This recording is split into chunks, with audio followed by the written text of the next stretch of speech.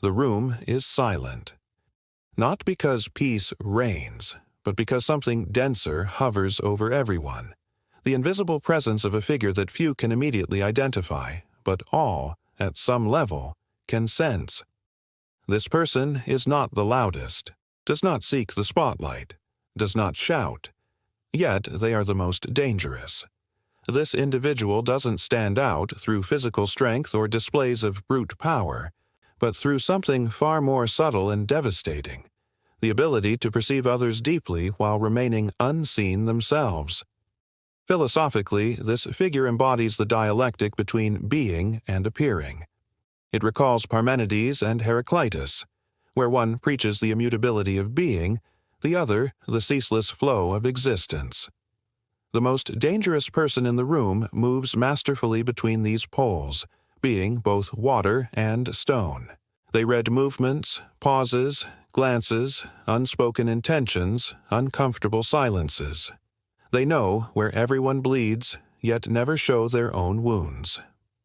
Philosopher Michel Foucault warns us of the power games hidden within social structures, in the spoken and unspoken words, in the tacit rules. The most dangerous person in the room does not fight the system. They understand it so profoundly that they manipulate it from within. They are always 2 steps ahead because their mind was forged not in certainty, but in questioning. They ask about the motives behind others' actions, about the traumas shaping behavior, about repressed desires erupting in the guise of opinions. And so, they act, not to destroy, but to destabilize. Their presence is a mirror reflecting others' hypocrisy, and few can bear their own reflection. In psychology, Carl Jung teaches us about the shadow, the dark side of the psyche we hide even from ourselves. The most dangerous person in the room is one who not only knows their shadow, but has danced with it. In silent nights, they have faced their inner monsters, named them, tamed them. And so, while others struggle to uphold masks, they no longer need one. This makes them unpredictable, uncontrollable, because there is no greater threat than someone who has reconciled with their own chaos. They can be gentle and lethal at once, not out of malice, but because they are unafraid of doing what must be done. They do not fear loss, starting from scratch, or being alone. They've been there, they've broken, they've rebuilt. Historically, the great revolutions were not carried out by those who shouted, but by those who planned in silence. Machiavelli knew this. He wrote that real power belongs to those who understand human nature and know how to use it. The most dangerous person in the room is an architect of possibilities. They don't follow the script, they rewrite it, and that terrifies those trapped in inherited narratives. They represent a threat to the status quo not because they seek to subvert it directly, but because their very existence proves other paths exist, other ways of being and acting. They inspire and intimidate at once. They are the kind of person who, upon entering a room, changes the energy without saying a word, because they don't need to prove anything. Their strength lies in the absence of a need for approval. Culturally, we live in a society that rewards performance, that values the loudest voices, the most followers, those who impose. But the most dangerous person in the room does not play that game. They don't need a stage. They build the backstage. It is there, in the subtext, in ambiguous smiles, in precisely calculated silences, that they operate. And the most fascinating part, they often act without acting. Like the Taoist concept of Wu Wei, they let things unfold naturally, but never without intention.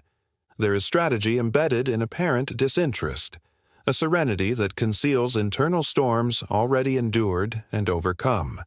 They know how to wait, and while others drown in urgency, they observe every detail, every reaction, and act at the exact moment with surgical precision. The most dangerous person in the room knows Sun Tzu's Art of War, not as a manual for attack, but as a treatise on perception. They understand that to win without fighting is the pinnacle of strategy.